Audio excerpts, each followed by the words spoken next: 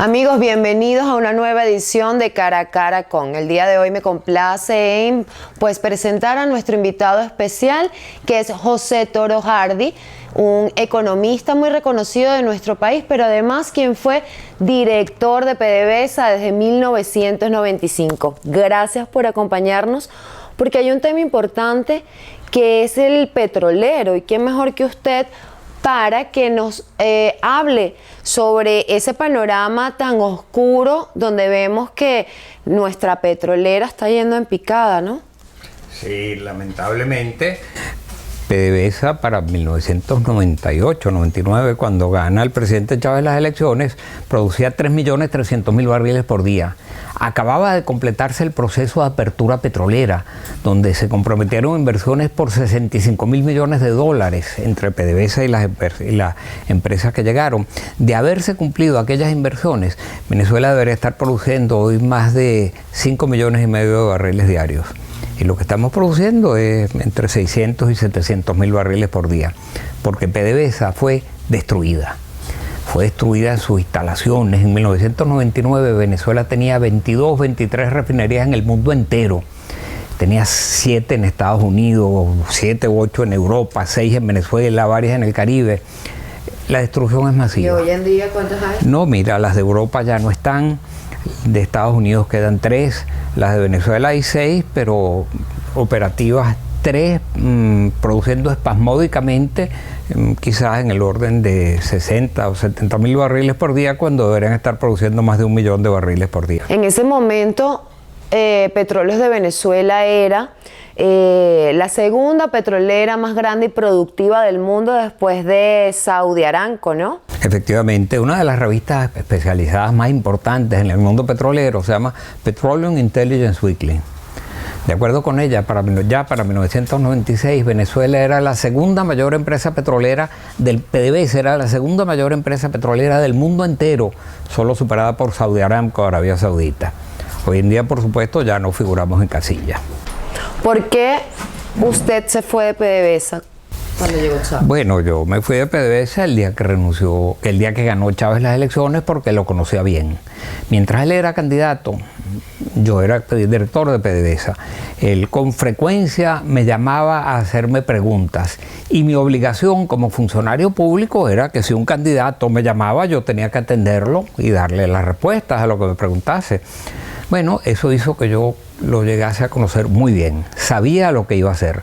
Por eso, el mismo día que él gana las elecciones, yo presenté mi renuncia. En ese margen de tiempo, ¿cuándo comienza PDVSA? Por ejemplo, en el 2002. ¿Qué fue lo que pasó?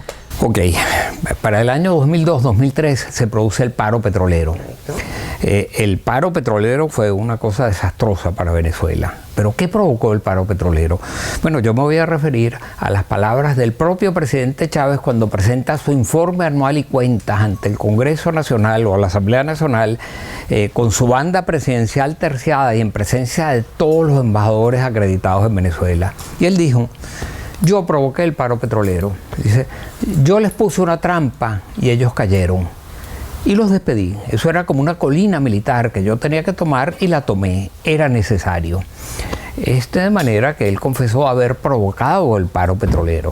De ahí en adelante despidió 20.000 trabajadores de PDVSA, que en promedio tenían 15 años trabajando para la industria y que en conjunto acumulaban 300.000 años de experiencia y conocimiento que fueron lanzados al cesto de la basura. De allí en adelante PDVSA nunca más volvió a ser lo que era. Y hoy en día, ¿cómo es posible, se puede recuperar? Porque Nicolás Maduro está apostando a una recuperación económica, pero también eso tiene mucho que ver con el tema petrolero, pero no hay gasolina, no hay diésel. Entonces, ¿cómo se encuentra en este momento PDVSA? PDVSA está bastante destruida. Ya no tenemos las refinerías que tenemos en el mundo. En Venezuela tenemos 6 que trabajan espasmódicamente, apenas 3 de ellas, que no llegan ni siquiera a cubrir el mercado doméstico de gasolina y de diésel. ¿Cómo recuperar a PDVSA? Bueno, mira, se ha estimado que entre inversiones y gastos habría que destinar una cima del orden de los $25.000 millones por año durante los próximos 8 o 10 años para acercarnos a lo que producíamos hace 20 años. Por supuesto, para atraer inversiones de esa magnitud hace falta dos cosas. Primero, confianza. Y la confianza es imposible de lograr si no hay seguridad jurídica. Y la seguridad jurídica es imposible de lograr si no hay institucionalidad. Las tres cosas faltan en Venezuela. No van a venir las inversiones que se requieren. Quizás ellos logren atraer algunas inversiones de empresas rusas, quizás ellos logren atraer algunas inversiones de empresas chinas o de empresas turcas, no sé, pero eso a mí no me dice nada. Lo primero que necesitaríamos es que haya transparencia. Cuando se licitó la apertura petrolera eran licitaciones absolutamente transparentes, al extremo de que se transmitían en vivo las licitaciones por televisión, para que el país supiera qué ventajas estaba obteniendo la nación de aquellas. Hoy en día son concesiones o contratos que quieran asignar a dedo sin que los venezolanos sepamos cuáles son las condiciones para el país.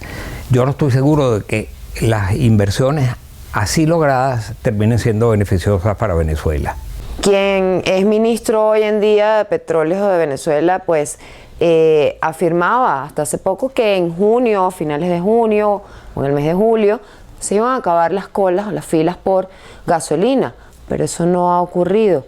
¿Podrán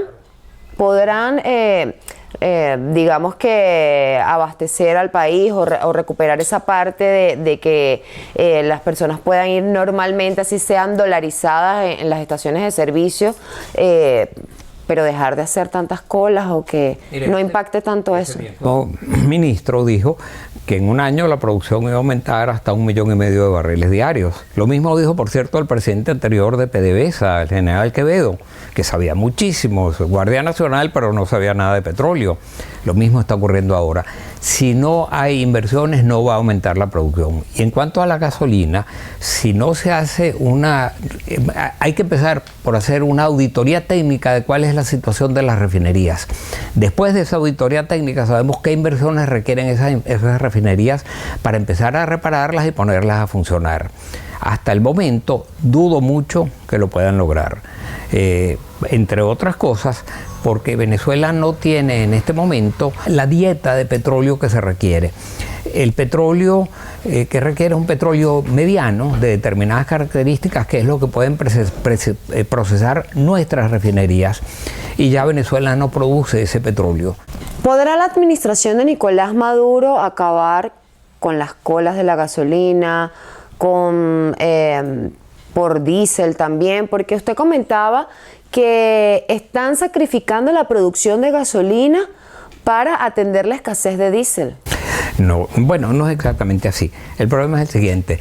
En el proceso de refinación, en las torres de craqueo, como se llama, de fraccionamiento, en una primera etapa se somete a recalentamiento del petróleo y se obtienen grasas y fibras textiles. En una segunda y la quinta etapa del proceso se obtiene diésel y la sexta etapa gasolina. En este momento ellos necesitan producir diésel porque es la etapa de siembra. Los tractores necesitan diésel, gasoil. Los camiones que transportan los alimentos de los centros de producción a los centros de consumo necesitan gasoil. Si no lo hay disponible en la temporada de siembra, pues se pierde la siembra. Ellos están tratando de producir gasoil y de importarlo también. El problema es que las refinerías no están en condiciones adecuadas para producir todo lo que de ellas se quiere producir, entre otras cosas porque no hay la dieta del tipo de crudos que se requiere para poder procesar. Yo dudo mucho que ellos puedan resolver el problema por esta vía. ¿Qué le depara entonces a Venezuela en materia petrolera? Bueno, dependiendo de lo que haga Venezuela. Si aquí existiese seguridad jurídica, confianza, respeto a los contratos, institucionalidad, seríamos capaces probablemente de atraer las inversiones que se requieren, que son cuantiosas. Si podemos atraer esas inversiones cuantiosas, tomará un tiempo, pero seremos capaces de recuperar la industria petrolera. Sin las inversiones no lo vamos a lograr. Y con las inversiones que ellos están proponiendo, sin transparencia, en la cual no hay licitaciones públicas, nunca van a ser suficientes, ni sabemos ni siquiera si adecuadas para el país. Otro punto importante a resaltar es la reconversión monetaria. Otra más, creo que es la número 13, si mi memoria no me falla, que se le quitan ceros a la moneda, se le cambia el nombre al bolívar. Entonces, ¿a qué apunta todo esto? Bueno, la reconversión es una ficción. Al bolívar ya le han quitado 8 ceros y ahora le van a quitar 6 ceros más.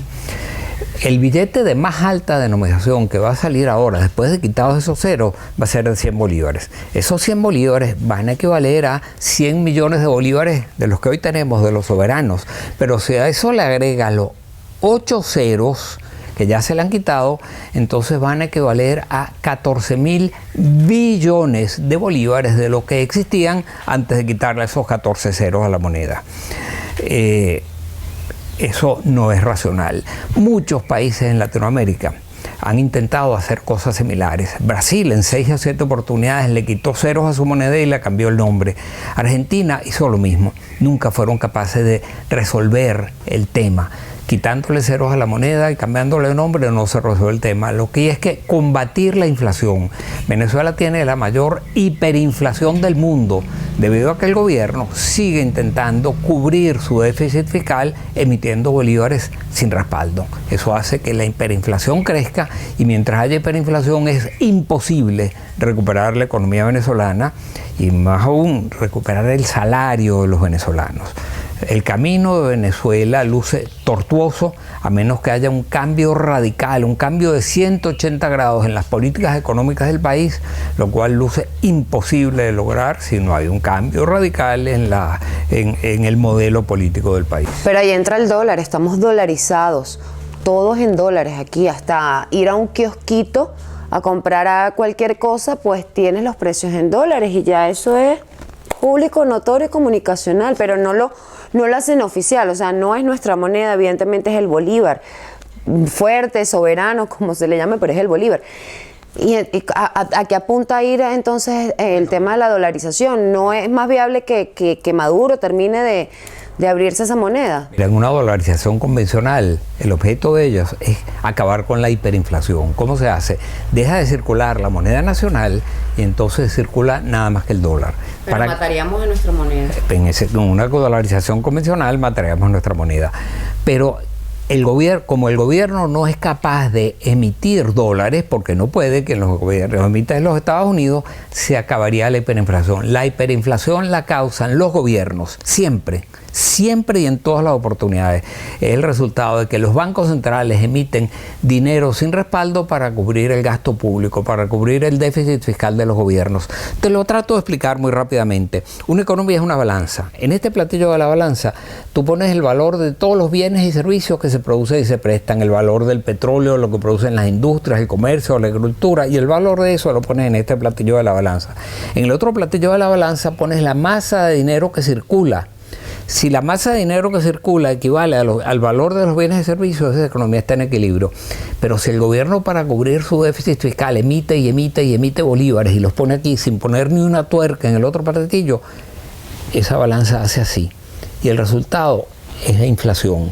Mientras el gobierno no entienda que no puede cubrir el déficit fiscal con emisiones de dinero sin respaldo, como lo sigue haciendo, siempre vamos a tener hiperinflación y nunca se va a recuperar la economía venezolana. Para ir finalizando, hay un punto importante también que es, del lado de Nicolás Maduro, que él achaca todas las responsabilidades de la crisis económica del país también a las sanciones. Usted, con su experiencia, haber estado en PDVSA durante tantos años, ¿cree que eso es así? Que esas sanciones realmente, aunque van dirigidas a altos funcionarios, afecten al pueblo venezolano, afecten o impacten a esta crisis. Mira, la crisis empieza a producirse mucho antes de que existiesen las sanciones. En el año 2008, el gobierno cambia las condiciones de la industria petrolera, aumenta el impuesto sobre la renta del 35 al 50%, aumenta la regalía del 16 2/3 al 30%, aumenta la participación del Estado en las empresas mixtas. De ahí en adelante el petróleo empezó a caer en picada en Venezuela. Y todo eso se produjo mucho antes de que existiesen sanciones. El daño ya estaba hecho cuando empezaron las sanciones. De manera que las sanciones no son las responsables de la crisis. Ahora, sin duda alguna, también las sanciones están contribuyendo en este momento a agravar la situación. Son la guinda del pastel, por llamarla de alguna manera, pero no son las responsables de la crisis. ¿Cree que estas negociaciones que se van a dar en México así dicen, entre la administración de Nicolás Maduro y Juan Guaidó, o la comisión de Juan Guaidó, pueda traer algún beneficio en avanzar en la recuperación económica, digamos? En la medida en que el gobierno respete lo que se convenga en esas negociaciones, porque en todas las negociaciones que ha habido hasta ahora, el gobierno al final decidió no respetar lo acordado. Si no la respeta, no vamos a ninguna parte. Pues quiero, por cierto, decir que hoy el gobierno está en una situación diferente. La oposición luce bien dividida y eso es malo. Pero el gobierno tiene varias espadas de Damocles encima en el cuello. El primero es: está a punto de salir una decisión de la Corte Penal Internacional. No sabemos cuál va a ser, pero si esa decisión implica enjuiciar a los que se presentaron cargos, eso representa un cambio muy importante en la política venezolana. Segundo, está a punto de tomarse una decisión en el caso de Cabo Verde, del señor Saab. Si ese señor es extraditado a los Estados Unidos, nuevamente esto representa una situación muy compleja para la dirigencia de las autoridades de Caracas. Tercero, la situación de Cuba no es la misma que antes. Cuba está en una situación muy inestable, lo estamos viendo en las manifestaciones, y eso tendría un impacto enorme en la política venezolana. Hay otras medidas, pero eso hace que la situación digamos, de las autoridades de Caracas no es todo lo sólido que la gente cree. Y mientras esas espadas de Damocles estén pendientes, probablemente a la hora de negociar el gobierno tendrá que asumir posiciones más flexibles de las que asumió en el pasado. Muchísimas gracias por esta entrevista. A la orden siempre. Gracias por acompañarnos, amigos de Impacto Venezuela. Conversábamos con el economista José Toro Hardy, quien fue director de PDVSA en 1995, y este tema queríamos abordarlo porque también es importante recordar un poco de historia de por qué vienen ocurriendo las crisis y qué es lo que estaba pasando o está pasando en Petróleos de Venezuela, y todo lo que conlleva la escasez de gasolina, la crisis económica y el tema político que siempre va a estar enmarcado. Y como siempre, pues este es un espacio para todos los sectores políticos, sociales y económicos del país que quieran conversar con nosotros, para mostrarles a ustedes el punto de vista que tiene cada uno. Les recordamos que estamos en la web www.impactovenezuela.com y que se suscriban a nuestro canal de YouTube para que reciban todas nuestras notificaciones del contenido que estaremos subiendo para ustedes. Yo soy Mildred Manrique, nos vemos el próximo domingo. Gracias por acompañarnos.